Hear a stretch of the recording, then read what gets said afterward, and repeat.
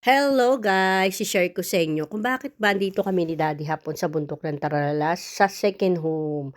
Dahil marami po nagtatanong bakit andito kami. So ito po yung first home since 2021 ay andyan na po kami natira kasama aking mga anak at apo. And January 19, 2026, napalipat po kami ni Daddy hapon dito. Kaming dalawa lang. So itong bahay na to guys ay pamamay-ari po ng tito ni Daddy hapon ng kapatid ng aking biyanan. Kasama ko dun sa first home. So nawala po siya last November. Since po na si Daddy na po mamamahala sa farm na naiwan ni tito, malapit lang yun dito, ay kailangan po ipagpatuloy ni Daddy hapon ang naiwan po ni tito. So wala po kami magagawa kundi sumunod dahil itong bahay na to at lahat ng properties ay binilin po kay Daddy hapon. Kaya walang issue, walang problema.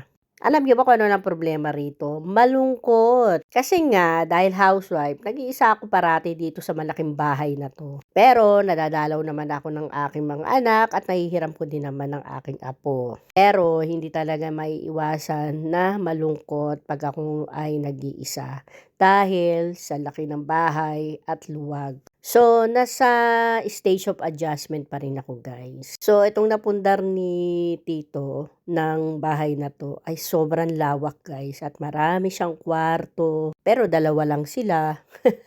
So, dito sa taas guys, no makikita nyo, may dalawang kwarto yan sa taas. So, hindi na tayo papasok pero may dalawang kwarto na malalaki.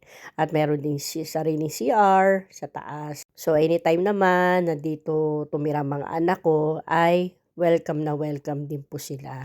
So, blessing po tong bahay na to sa amin dahil sarili lang namin ang aming dinala at ang mga damit. May mga gamit na siya at kompleto. Pero itong lugar na to guys ay malayo sa lahat. Siguro darating ang oras, masasanay din ako. Kaya itong lugar na to, sa second home, sa bundok ng Taralala, ay andi dito po yung farm ng mga palayan at apple farm. So, si Daddy po ang magpapatuloy. So, yan lang guys ang masishare ni Mami Housewife. Thanks for watching guys!